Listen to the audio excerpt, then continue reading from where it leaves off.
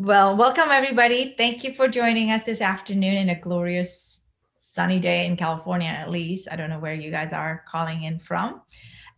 We are so fortunate today to have Sam and Adam back from Brown and Rudnick to share with us their insight about agreement. One thing that when I talked to both Sam and Adam about, what are the things that entrepreneurs oftentimes face is, they have to sign an agreement at some point in their life. Even as a personal, you do need to sign agreement. But I think understanding the pitfall, what you're signing, what to look out for in the beginning of the journey that can impact your later journey, I think that is something that I want Sam and Adam to tell you more about, because you don't want to sign an agreement at the beginning of your the beginning of the company, only later on affecting the investment opportunity from the investors, or even potential acquisition from a strategic. So with that, a little bit background of Sam and Adam, they both are lawyers who has helped a lot of company draft an agreement or negotiate an agreement. So I think they will be the perfect person to share with you the story, the horror stories that they've seen before, the unraveling of agreement that they have to help to unravel, and lesson learned from them. I think that would be helpful. One thing that we want to do today is slightly different from any of other webinar talk, is that we want you to ask any question as we go, and then we will read up the Q&A based on the first come first serve when the question and answer came. So with that, I'll leave my podium and have Sam and Adam take over. Thank you. Thanks, Christine. We appreciate it. And we will take any questions, even about the lions that are in Sam's background. So it all depends on what you want. I think Christine hit on a really important point, which is going to be the theme and focus for our talk today, which is the agreements that we're talking about here really fall into a couple of different buckets. But the theme that we always see as lawyers is these get a lot of scrutiny. So they get negotiated heavily. And then as you go through the experience in your life, in your company, these are the documents that go into the data room that investors have a lot of questions about. If, for example, it's a license agreement, people ask for renegotiation during certain investments. And we're going to get into and walk through it. But this is why Sam and I thought this would be an interesting talk to give, because it's just sort of amazing how the agreement space impacts emerging companies so much. And so I'm just going to switch over to our first slide. As I said, Sam and I work together all the time as partners in Brown Rudnick's global life science practice. My focus is in the intellectual property side, and then the growth from sort of the patent specific space up into the transactional aspects that affect IP. And Sam can say a couple words about himself, and then maybe we'll jump right into it. Yeah, and what I do is I help companies raise money. I help companies buy and sell other companies. Sometimes I help companies go public. And as Adam said, it's very much a team effort between the two of us, because IP runs through every aspect of life sciences companies, and most life sciences companies, in addition to looking to develop their technology, are always on the hunt for capital or another good idea that they can acquire from another business. Yeah. And so what I would say is a theme for today's talk is this is going to be sort of like a survey course, college 101. We're going to touch on each of these agreements that are highlighted in red. You could probably do a few hours on each of them. And so this isn't meant to be comprehensive on any of these specifically. It's more that in our experience, these are the type of agreements that we see emerging companies interact with the most in their life cycle. So we want to talk about some of the high level and most critical terms and key features in these agreements, how there's an interplay within the terms in these documents, and then how there are certain similarities and differences across the agreement types themselves, and certain things that are good to understand the differences in. And so, as we say, this is a critical part for almost every emerging company. If it's a standard technology company, what you generally see is people who are funding or founding these companies coming out of a university, and it's something they've worked on in an undergraduate or a postgraduate program or in a lab that they've worked on. And so the first thing they typically have to do is They have to get a license agreement so that the founder can bring their technology out of the academic setting and into their company. And that's usually between the founders and the university. And there's a lot that goes into that. And then as you grow and you start needing services, many companies start working with contract manufacturers. And that relationship is typically governed by a master services agreement. If you end up needing to work with a key opinion leader or go back and need guidance from people in a university setting, you may interact with a sponsored research agreement.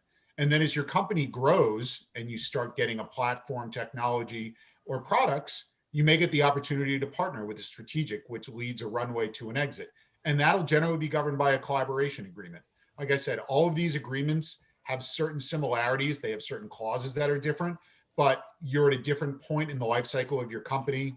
There's a different party or counterparty. And so your rights are going to be different and your leverages are going to be different in each. So these are the four we're going to touch on today. As we mentioned, every one of these agreements has an important intellectual property provision and critical financial provisions, and there's interplay between them. And investors will apply heavy scrutiny to these agreements at all stages. And so we're going to start with the license agreement. And what we've tried to do throughout this talk specifically is talk through intellectual property places and corporate places. And so Sam and I are going to trade off slides. Maybe before we jump into license agreements, are there any introductory remarks, Sam, you wanted to add, since I'm monopolizing the time? You're doing an excellent job, Adam. But I think one thing you'll see as we talk through these different slides is there's definitely overlap between IP issues and corporate issues, and where IP begins and ends, and where finance begins and ends. And there's also a lot of overlap between different kind of principles and concepts that will flow from one agreement to the next. It may look like something different, but it's an example of a concept that you really want to keep in mind for any of your agreements as you build up your inventory of agreements as companies. And we'll point some of those out as they come up, and I think you'll see a pattern emerge. Yeah.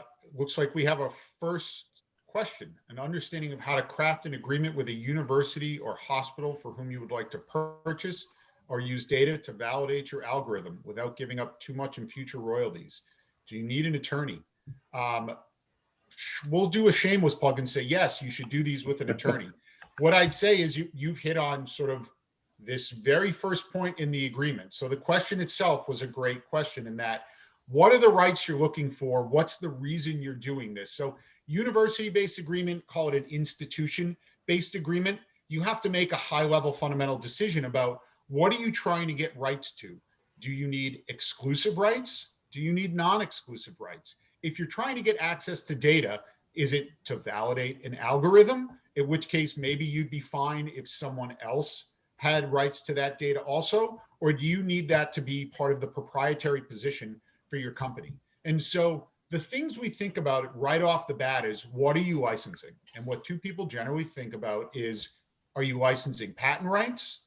Are you licensing know-how? Or are you licensing both? And so the number one thing to understand is the patent rights and the know-how are different. And there's some pretty critical nuances there, but the high level way people think about it is, the patents cover the intellectual property that's filed with a patent office. And if it isn't the subject matter of patents, but it's a proprietary right, that's typically then bucketed in the know-how piece.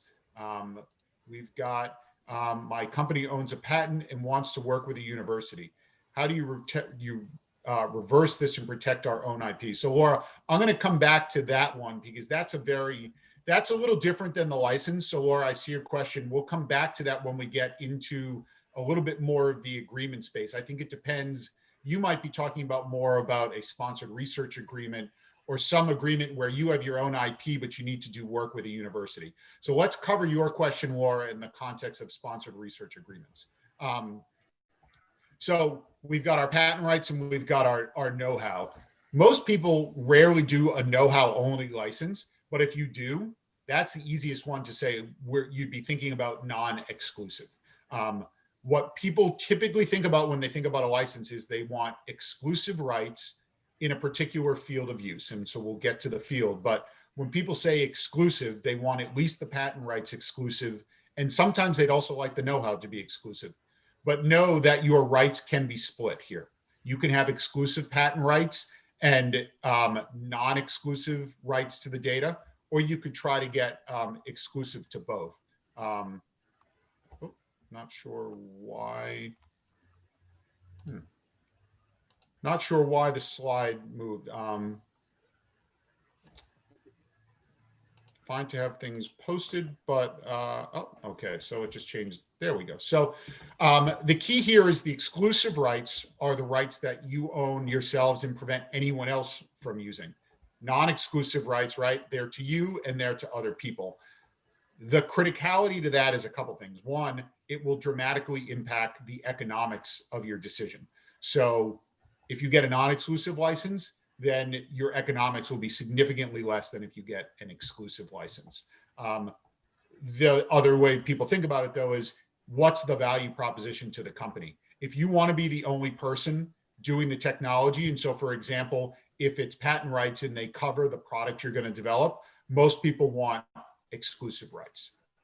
And so the next bullet under there that's important to know about is what rights are you getting, whether they're exclusive or non-exclusive. There are certain sets of rights that the US law gives you that relate to patents, and there are these rights that are listed here. There's make, use, offer to sell, sell, and import. You'd be amazed at how many times you do not get all of those rights off the bat in a license. And so you want to take a look and make sure. So some licenses give you the right to make things, but not sell products. Others give you the right to sell, but not manufacture. And so there's a lot of different flavors, but the key takeaway here is know that there are 5 rights given by statute. Sometimes you see a 6th one around export, but that sort of goes hand in hand and it's not offered under the statute. And know that what most people want is all of these rights listed here. The field defines, and it works with the exclusivity, which is what is the sort of scope or breadth of what you're getting. Most people think about this as if it's for a disease, right? I'm getting a license in the field of cancer, in the field of liquid biopsy, in the field of cardiac or heart disease. People fight about this a lot because this defines your exclusive right. The owner of the patent can license the IP outside of the field.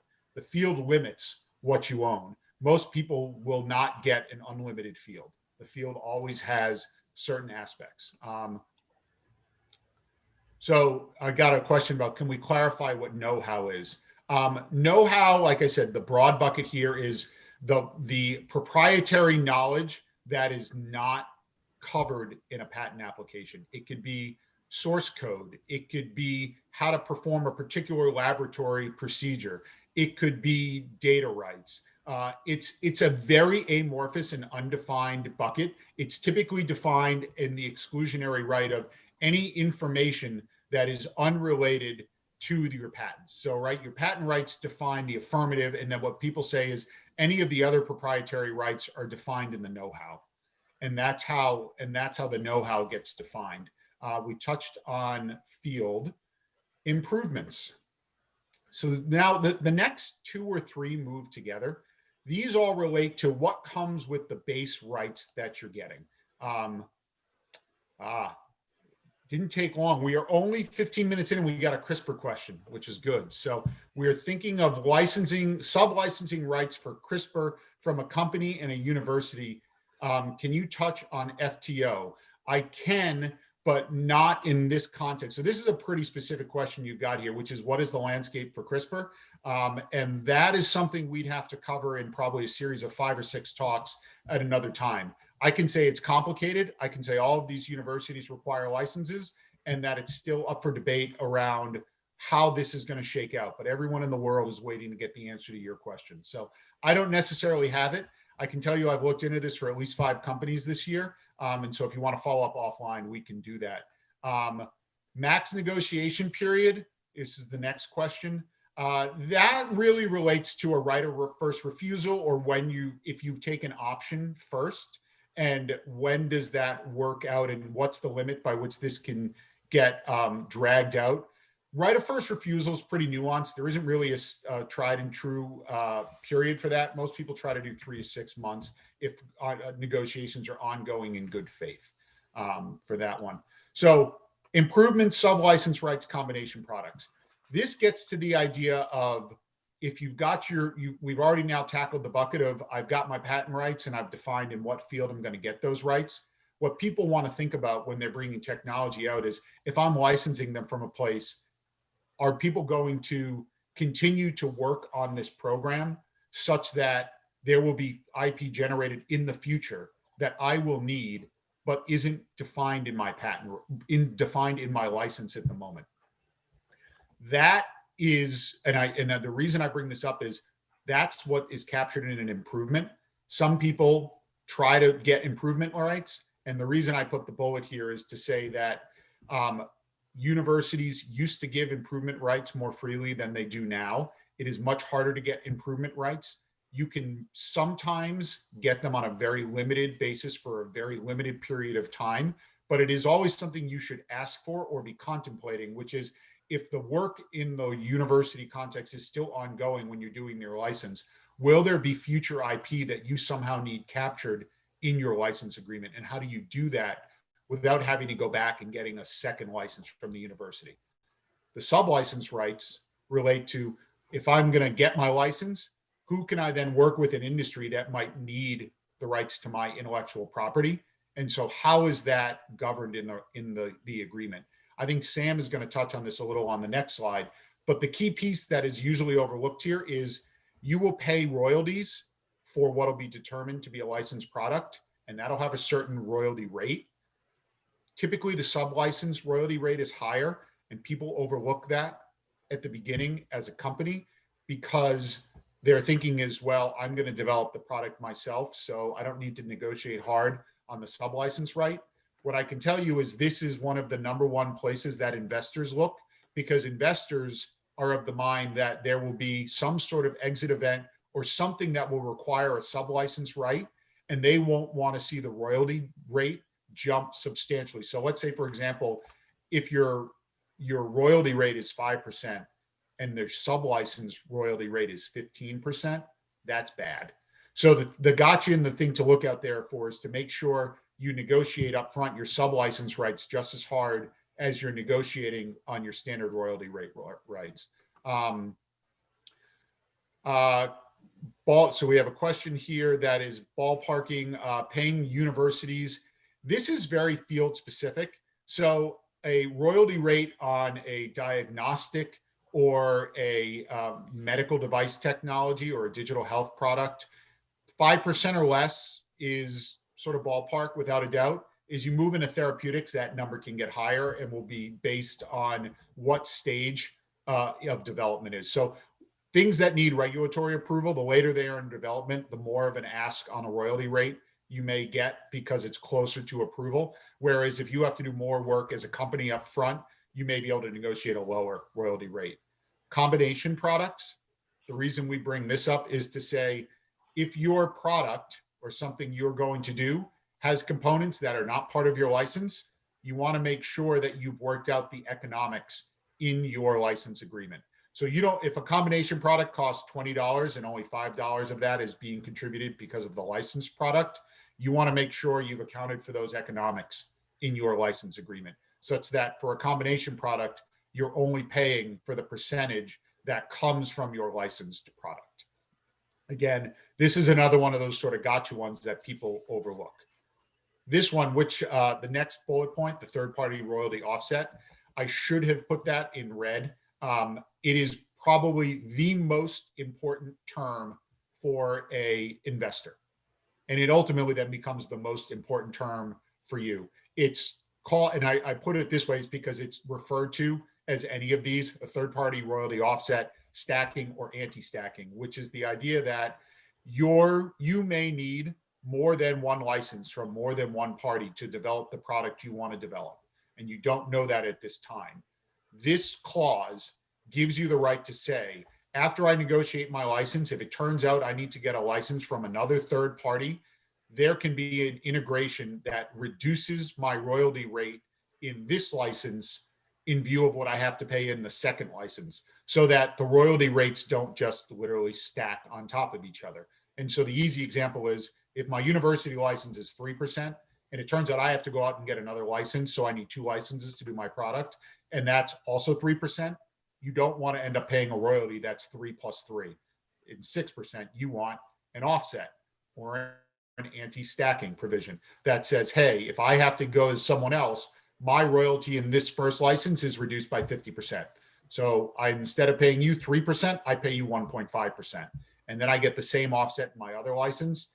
And now I'm still only paying 3% for a product. This is what investors look at the most and are always wary about if the license doesn't have an anti-stacking provision.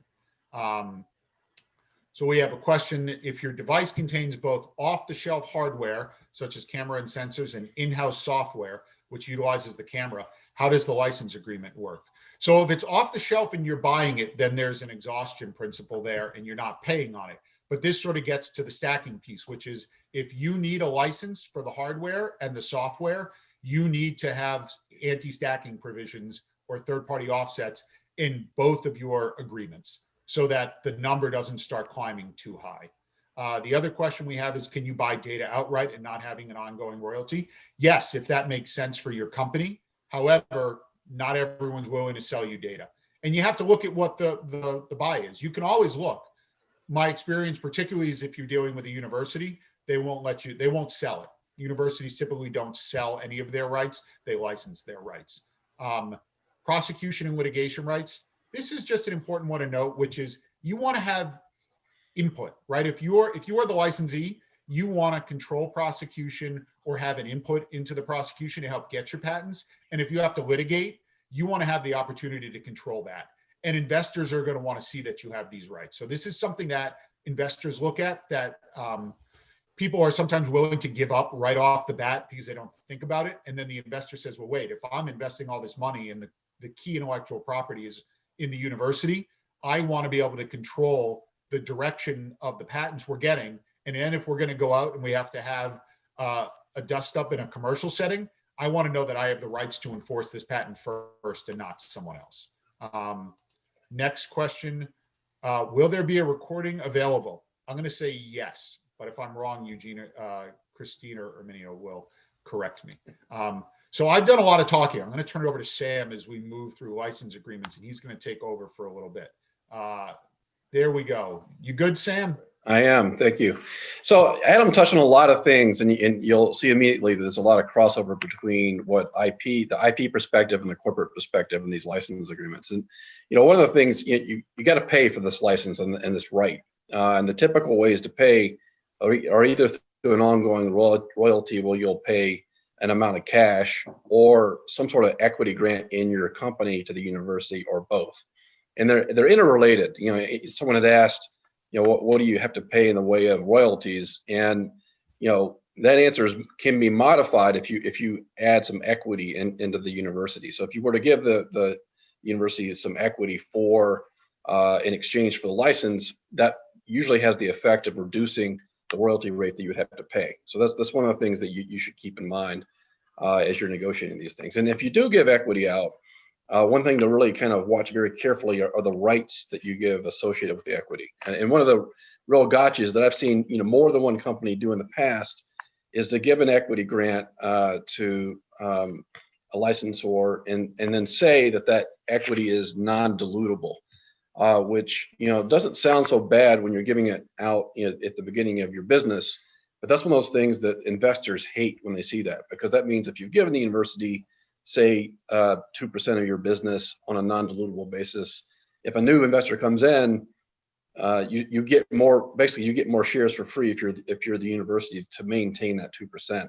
And it's a real kind of gotcha that it's screwed up more than one transaction that I've been involved with, and that usually ends up with me going back and trying to renegotiate the original deal to accommodate new money coming in. There are other rights associated with equity that you'll see, and you want to be kind of very clear as to how those rights are baked in. Some are very kind of understandable, like information rights. So-called information rights basically gives rights of information on the business performance to the licensor. You can also get things called preemptive rights, which would give the university the right, if you do future transactions, to buy enough equity in the future transactions to maintain its equity position. That's a type of right that you see pretty frequently these days, and at least in that context, the university is kind of paying its way. On the royalty side, there's a lot of things to kind of keep in mind, because it's you're basically paying a percentage of net sales, and the big discussions kind of revolve around, well, what does net sales mean? And one thing you really want to kind of focus in on is you want to have that kind of concept be a cash concept, so that you don't want an accrual concept. So rather than have net sales be based on revenue that you recognize from accounts receivable from customers, you would instead want collections from customers, so that you don't end up paying out royalties on something that you haven't collected yet. You will kind of want to avoid those phantom cash events. Adam talked a lot about combination products. That's very important when you're looking at royalties. Another way of looking at it, you may have heard the term bundled products, where you look very carefully at exactly what are you paying a royalty on, and if you do think that your product is going to be combined with others and sold for a price, you want to put some math in the agreement that deals with that, and the different iterations that can happen. And certainly you can't foresee all of it. In some cases, it's easy to say, all right, if you're bundling your product with another product and they both have independent and known prices, that math is easy. If instead your product is being bundled with another one that's never been sold independently, you then need to kind of rely on the judgment of someone. And usually what will happen is you'll make a good faith determination. If the parties agree, that's great. If they don't agree, you then want to send it to some sort of arbitration thing. So that's something to really look for. The next issue that kind of permeates through all these agreements is the idea of indemnification, which is if something goes wrong and it's the fault of one party, that party should pay the other party to make up for the harm caused by whatever it was that went wrong. Universities don't really give you much indemnification coverage. A big rationale for that is they do a lot. Basically what they're doing is research and development, and what you're trying to do with the license is commercialize something, which really kind of exposes the IP in particular to risk that a university otherwise wouldn't be exposing itself to. So and we'll talk about in later agreements how you can get more meaningful indemnification in the context of getting something from a university. That's not something that you usually get very much coverage on. And that also kind of really highlights, Adam had mentioned in his slide, the importance of the ability to control litigation if something goes wrong. And this really kind of underscores that, because from the investor point of view, very often the underlying technology that's being licensed from the universities is critical to the value of the product that's being sold and the product that ultimately the investors are investing in. So you want to be able to weave in and show that you have the ability to protect that IP.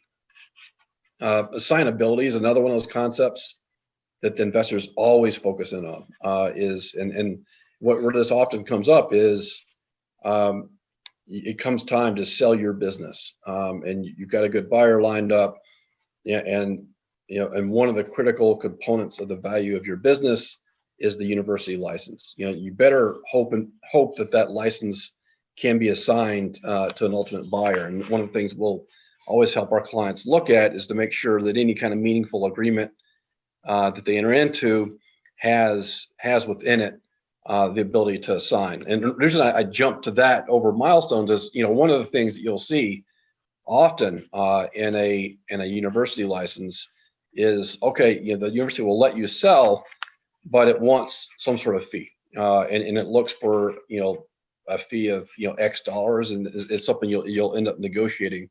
And you can do it in a number of different kind of permutations that gives you optionality. You can agree a literal fee that's payable in cash, but you can also say if that university has received equity, that whatever that fee is, that if the university is benefiting from the equity that's of its kind of piece of the company that's being sold, that would have the effect of mitigating the change of control fee. Another thing that you can do is basically renegotiate your royalty stream to deal with the change of control fee. So if you don't want to pay a big lump sum payment at closing, or you're closing a deal that doesn't have cash in it at closing, a workaround there is just to kind of modify in some way the royalty rate that the university is getting, so that the license does pass through to the ultimate buyer, and maybe the royalty rate goes up a little bit to make up for the fact that there's a change of control fee. The last point I'd make on licenses is termination is very important. And usually, with it being a university license, the company, the person taking the license wants to do what it can to protect itself if things go wrong. So, where a university is going to want the ability to terminate a license is if, for example, the company is not paying its royalties on time, or if the company is not taking steps to protect the confidentiality of the information that it's receiving from the university. And what we really kind of work with our clients to do to make sure if those things happen is that there's a so-called cure period built in, so that if, for example, you didn't get the check on time to the university, it doesn't automatically have the right to just immediately terminate your license. You have a period of time, usually 30 to 45 days after the university kind of brings to your attention that you have an issue, to fix the issue. And that's really important. I've seen countless situations where, especially startup companies, just run into one kind of problem or another, and where the cure period really kind of comes into play in a really nice way. The bankruptcy thing I'm also kind of throwing in just because we've had a number of years of really good economic times. Obviously, with the pandemic, a lot of companies have struggled. Even some universities have struggled. And one of the things that you kind of have to ask yourself is, if there is a bankruptcy event, and this is much more relevant when you're taking a license from another company, but it's one that I really want you folks to think about is, what steps are you taking so that if there is a bankruptcy, that you'd be able to maintain the rights to that license. And there's some very specific language that you can add into your agreements that protect you in that situation. If you don't include that language, you literally could lose access to vital technology to your business through a bankruptcy of the licensor. So it's something always to keep your eye on. Adam. Yeah, absolutely. And the only other point I'll note on change of control fee and why it matters to the company taking the license, in almost any sort of event of investment, the investor will make sure that the company pays the change of control fee out of their end of any deal. So it's something you're going to be on the hook on at a later date, and not an investor or exit party. They typically won't pay for that. They'll make you pay for that since you negotiated it as part of yours. And the only other thing that is typically or is unique in an indemnity provision on the IP side that relates to these licenses is, even though you're taking a license, a university will typically, or what I've never seen, will indemnify you if you need, right? They won't guarantee freedom to operate. And so if you need to take another license from a third party, you can't come after the university for that. They're going to license you technology. It's basically as is, and they make no representations and warranties around it.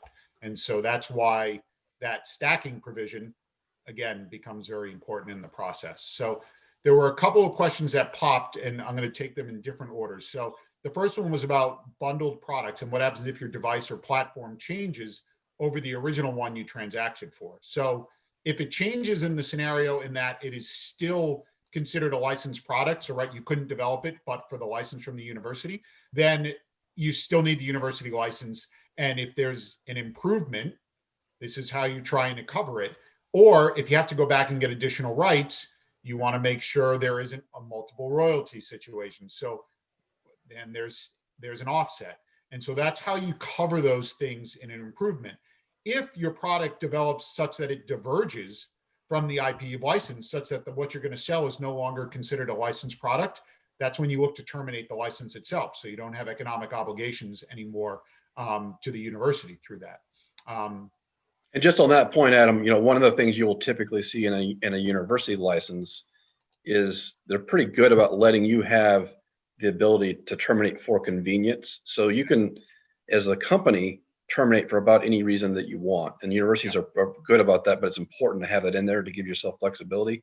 Yes. The flip side is, you need to make it very hard for the university to terminate the license out from under you. And they understand that typically, which is, again, why we're talking about some of those concepts. Yeah, Absolutely. And so the other question, which is nice because it's going to start moving us towards our next agreement, which is it important to have a patent on hand before you negotiate agreements? No, it's not. But if you do have intellectual property and you're going to enter into an agreement with another party, it's important that you protect your own intellectual property. And the way this typically comes up is if you're a growing company, you need to contract with someone to provide services for your company. And so master service agreements is generally the way companies think about the way that if they're going to have an interaction with a research organization or a vendor over numerous interactions. So, right, you're planning on using this vendor for your chemistry development work or device development and design, right? You're going to have multiple different projects with them. A lot of people don't like doing individual agreements over and over and over. What they do is they put in place called a master service agreement, which governs all the rights of the parties. And then under that master service agreement, you do individual work orders. So every time you want to do a project with them, you just fill out a work order. And there are no terms and conditions. Instead, what it says, we refer to the master services agreement that governs the relationship. And here might be some additional ones that we're thinking about for this specific project. But in the event of conflict, the terms in the master service agreement govern unless specifically says otherwise. And so when we think of life cycle, you get your license, you start doing work, and then you have to go out and say, all right, we're going to work with other parties. And so I'm going to skip, I'm not going to really skip, but I'm going to bring this up. Anyone who has their own intellectual property before entering into this agreement, which is either licensed IP, which is your intellectual property in the context of an agreement, or wholly developed IP within the company, that is typically considered and called the background intellectual property of either party. And what these agreements will typically say is each party owns their own background IP, and no one gets rights to anyone else's background IP, except as required to perform the services under the agreement. And so you'd want to make sure that clause is in there. And so that's how the context of your IP comes up when we're talking about master service agreements. So the big things we think about for master service agreements as the company who's entering into them, are you providing proprietary materials, right? Your materials that you're giving to someone. So one, you absolutely want to make sure that they're governed by confidentiality. And then the critical piece that you want to say is you're giving them as is without any warranties. So like the university, when they give you something, you want to make sure you're not making a rep and warranty around it. That's what you as the company contracting wants to do. And so I want to frame this in the context that, right, master service agreements already are different from license agreements because you are shifting the power dynamic dramatically.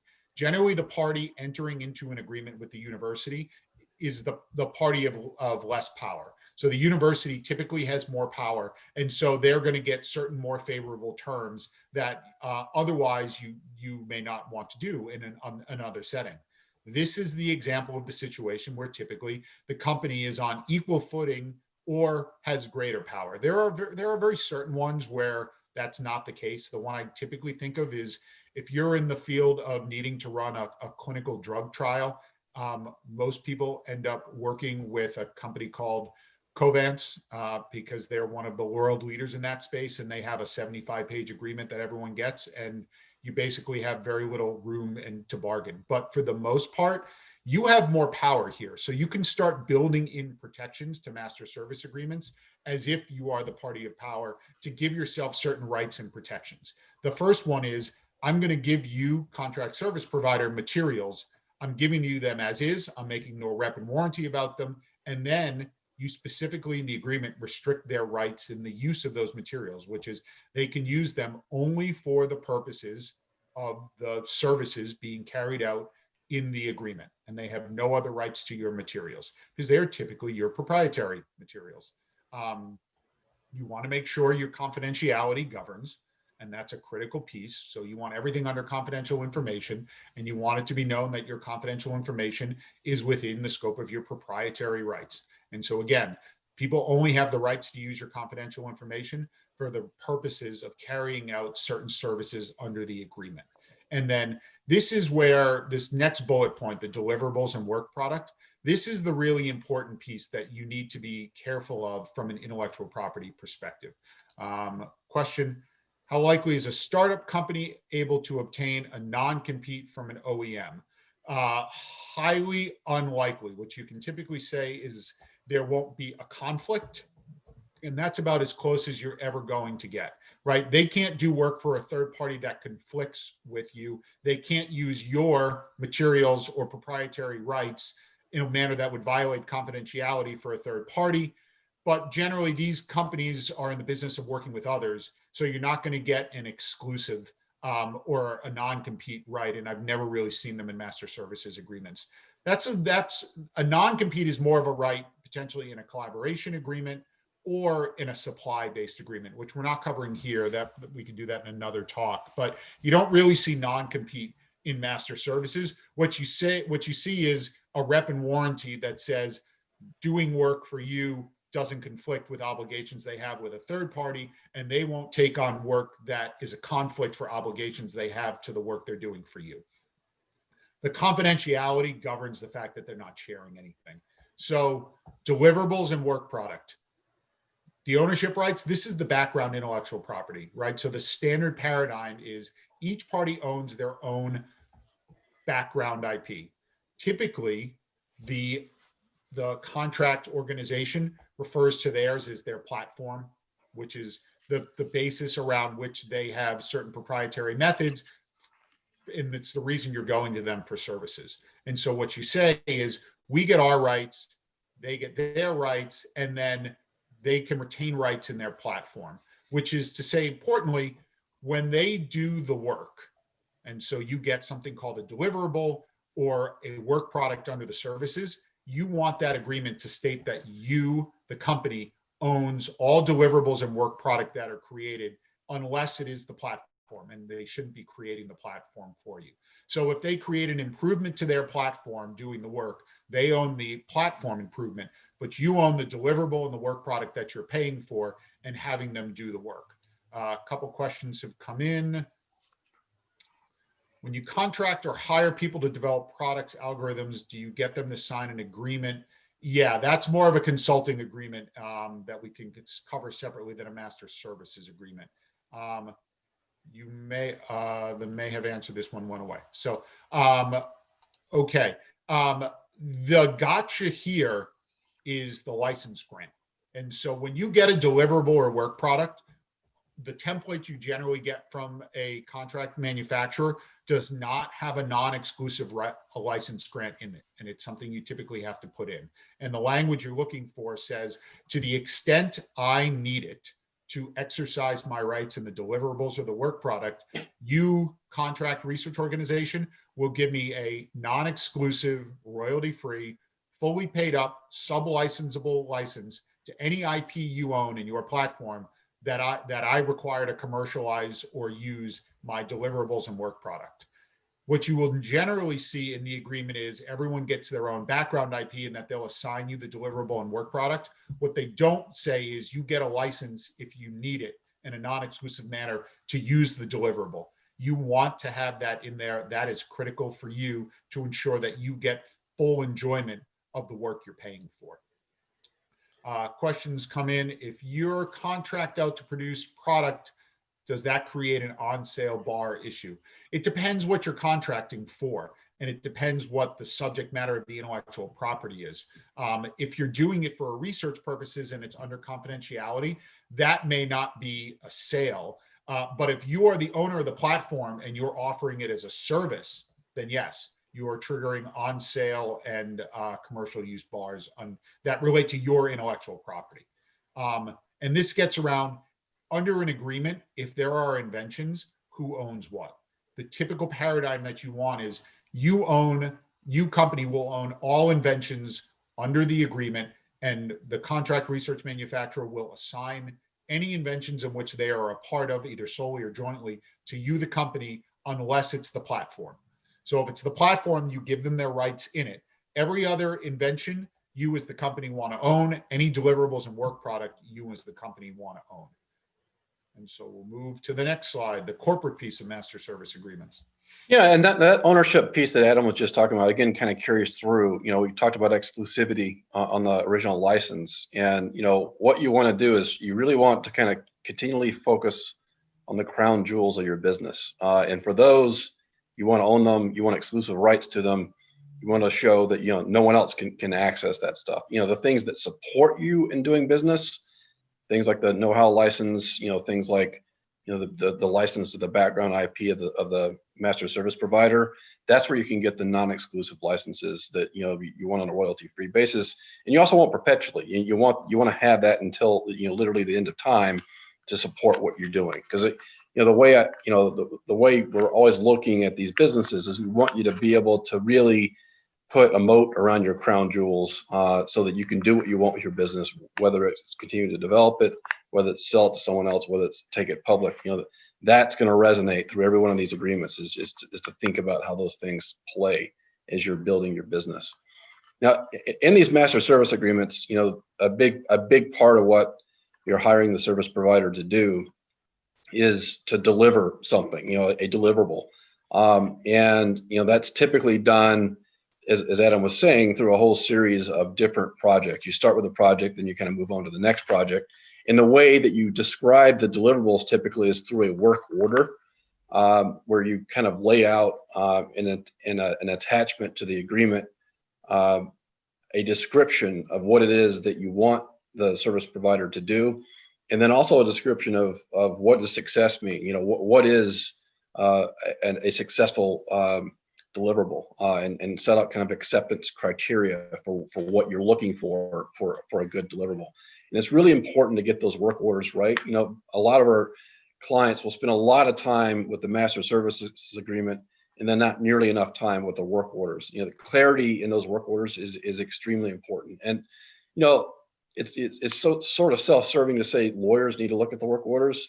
Be nice if they looked at them, but, you know, what I would really encourage you to do is put your attention into it, because a lot of the work order is a technical deliverable that you want, and you're all, you know, people who are really, you know, capable of kind of explaining what you're looking for, and you want to do that in a clear way so that the service provider knows what it needs to do. Success is something that both parties understand. You know, clarity is a really good thing when you're putting something like that together. And similarly, you'll build your pricing around that work order. If something happens where there's a change, and you want to kind of modify the original work order, you know, from the consumer point of view, you'd love to kind of keep that modification under the same pricing. The service providers, you know, will often say, look, you know, our pricing was based on the original work order. If you're going to change elements of that, that might create a new kind of pricing dynamic. They might want to change the pricing with you. So, you know, one of the things that we really encourage people to do is just make sure that you know, if, and things are always kind of changing in these master services agreements, is going to really pay attention to when and if the service provider wants to have a change order put into place, and talk through with them whether it really is a change order or really kind of just a slight kind of steer on what the original work order was. And this is where the project leaders really come into play, because, you know, one of the things you really want to do when you're bringing a service provider in is get very comfortable with the team of people that are going to be delivering the services for you, and in particular, the person who's going to be leading that team of people. And it comes through in a lot of different ways. You know, you want to establish very clear communication. You know, the back and forth as a project is being worked on is really important. So the service provider really knows what you're looking for.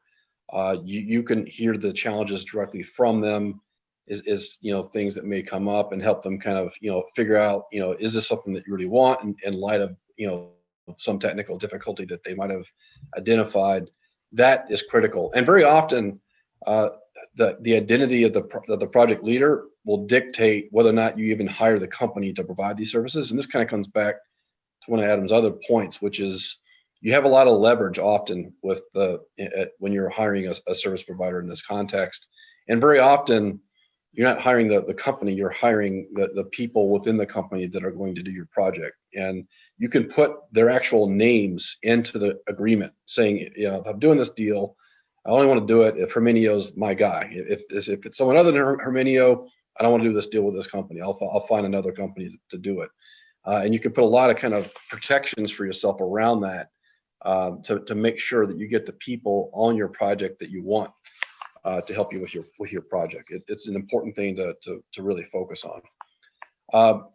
Related, once the project is started, you want to have inspection rights, because very often most of the work is going to be done at the site of the service provider. So you want the ability, at least in a post-pandemic world, of visiting the service provider and kind of seeing what they're doing, and finding other ways to get a flow of information to make sure that people are understanding what you want, and make sure that you see what they're doing, and that it's kind of moving in a direction that you want it to move in.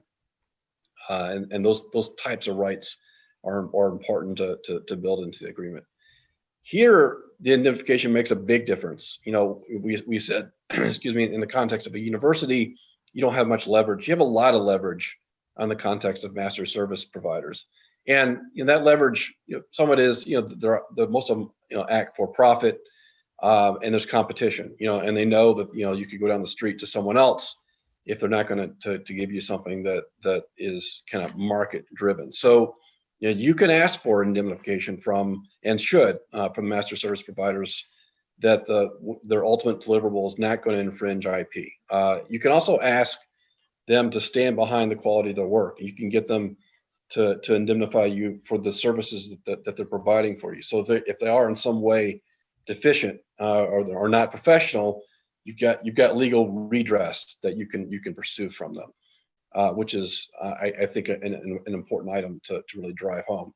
And on the mutuality side, they may try to get you to indemnify them for the technology that you're giving to them. And as Adam said, you can really kind of give your technology to them on an as is, whereas basis. And if they do push back and say, well, what if I give you a deliverable and I get sued on that deliverable because it's infringing IP, and when you look at it, the reason for the suit is your underlying technology in some way is what is really causing the infringement. And the way you can deal with that is you can say that they will indemnify you for any kind of new things that they do, and if they can prove to you that the reason for the lawsuit is your underlying technology, then they don't have to indemnify you.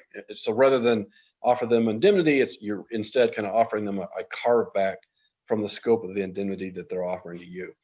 The other thing you'll see very frequently in these indemnifications, and it becomes much more relevant here than with universities, is limitations. In terms of, you'll get an indemnity, but it's capped at a certain dollar amount, or you'll get an indemnity, but it's only for actual direct damages, not for things like consequential damages or punitive damages that might be rewarded.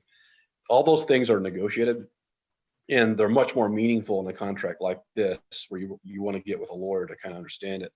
With a university, yes, in theory, there might even be an indemnification section in the agreement, but in practical effect, it just doesn't matter, because the scope of the indemnity that you're being offered by the university is virtually zero compared with what you can get in this kind of context. Holding true to my promise, assignment comes up again here. It's going to come up in every single agreement. Believe me, investors and future buyers of your business will look to see if these agreements are assignable to them, if they buy you, or if they make a large investment in you. And it's something you just need to focus on. Most providers of master service arrangements will offer up the assignability in the context of a change of control, but just make sure it's there. Because especially if it's something that's mission critical to what you're doing, you want to be able to move that contract with your business if you're selling it. Termination is another area that's of heightened importance when you're dealing with the master service provider. And the bankruptcy point we made earlier is also important, because you could have a situation where one of these companies is providing something for you, they're nearly done, but they haven't delivered the product to you. And then something happens where the agreement could be terminable. You want to take steps there to make it clear that you get whatever work product they have to date, especially if the reason that the agreement is being terminated is not your fault, or the reason the agreement is being terminated is it's the bankruptcy of the service provider. So those are all things to look very carefully at. Absolutely. So being mindful of the time, we're going to move quickly through the sponsored research agreements, because the big reason I put this up here is dealing with a contract research organization versus dealing with a university when you're doing research. And the key takeaway is your rights as a company are better protected, and you have more leverage and the ability to get what you want by dealing with a contract research organization than you do if you have to deal with research through a university. There are times where that's not an option, but I think one of the things to think about always is if you have the option to do one or the other, a sponsored research agreement or work through a contract research organization, you are going to be more beneficially positioned if you do it through a contract research organization. So we're going to get to Laura's question now, which was, if you own a patent and you want to work with a university, how does this work to protect your IP? So Laura, if you hung in there through this much of the talk, what we're talking about again is this is your background intellectual property. And when working with a university, it's sort of like the same as the master services agreement, which is you define the background intellectual property as yours and no one gets rights to that background intellectual property. And then you talk about what is the intellectual property that arises under the sponsored research.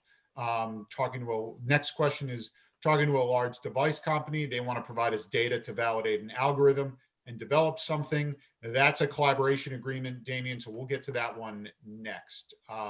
So the critical thing to understand that's different here is universities fundamentally want publication rights for their researchers, and they will never give them up. And you cannot get away with sponsored research that'll result in non-publication, because the goal of a university is to have things published.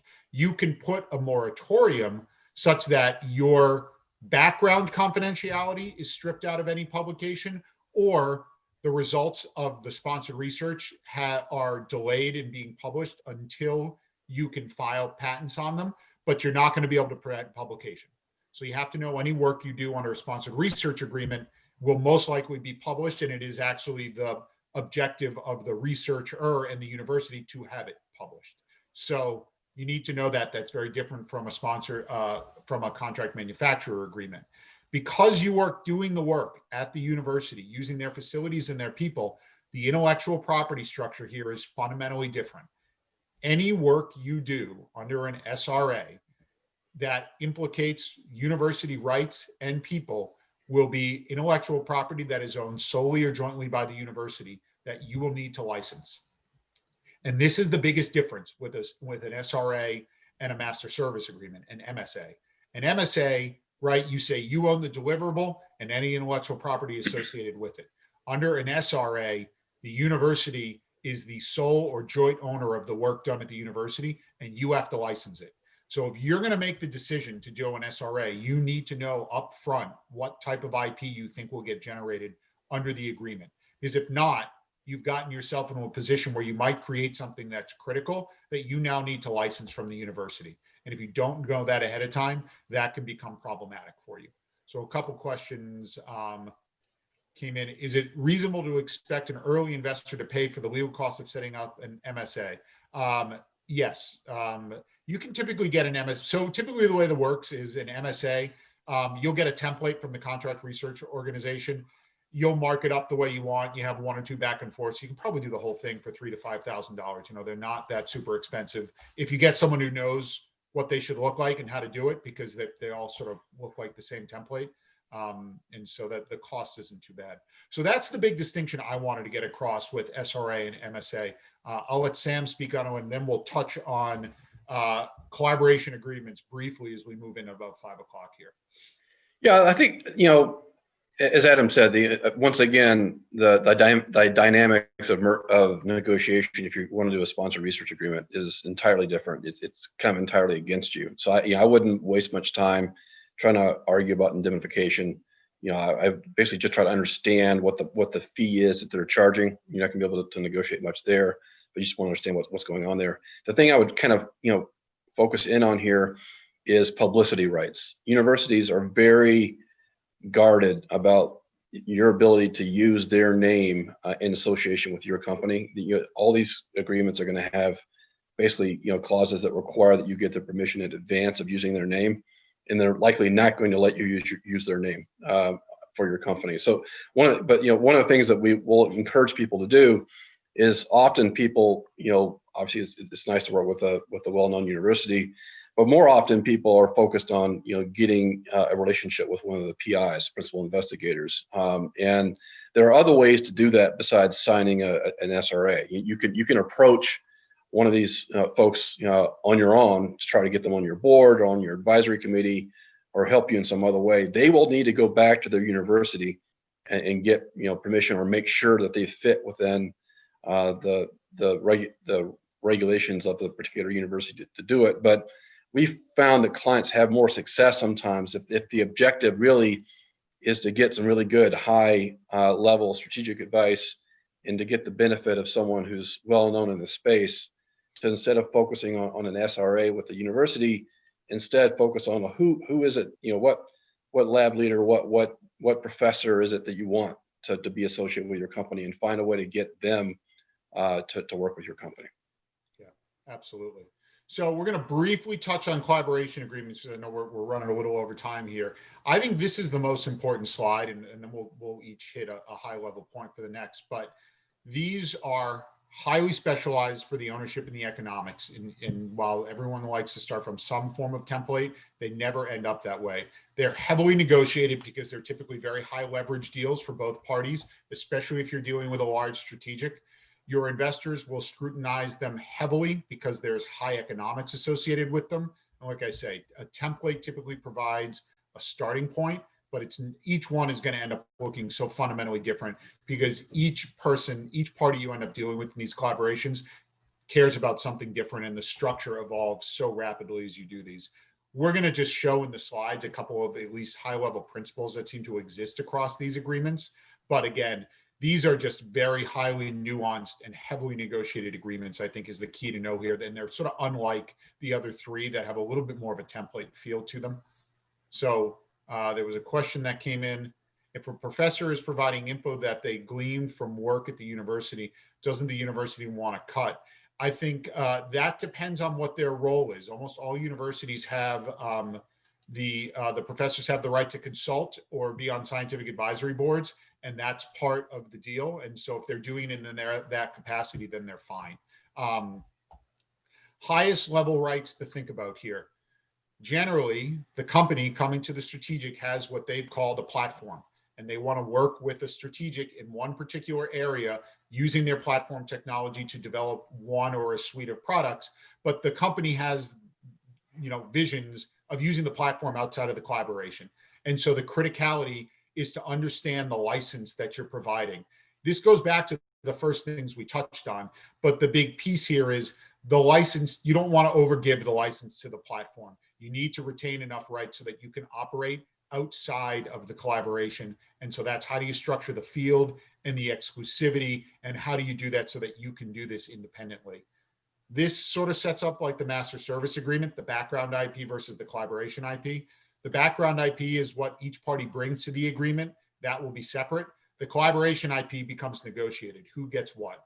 Generally, the collaborator gets the rights they need exclusively to develop and market the product, and the company retains the rights in the platform. Reversion, how do you get the IP back if the collaboration fails? You better make sure you build that in so you don't give away your platform. And then this is where you will end up negotiating non-compete and exclusivity for both parties. And so that's different from all the other agreements. Usually you can get certain exclusivity provisions, but both parties are going to want them. So we'll move on to Sam to do his, and then we can open it up for just general questions if there are any left, knowing we're running a little over. Share with you. I mean, we're 6 minutes over. Sorry. And we can wrap it up in a minute, and then I think that would be it. Yeah. Thank you. Absolutely.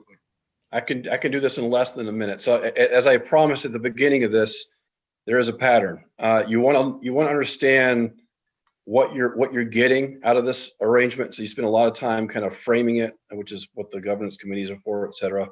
But you also want to understand what happens if the arrangement ends, if it terminates.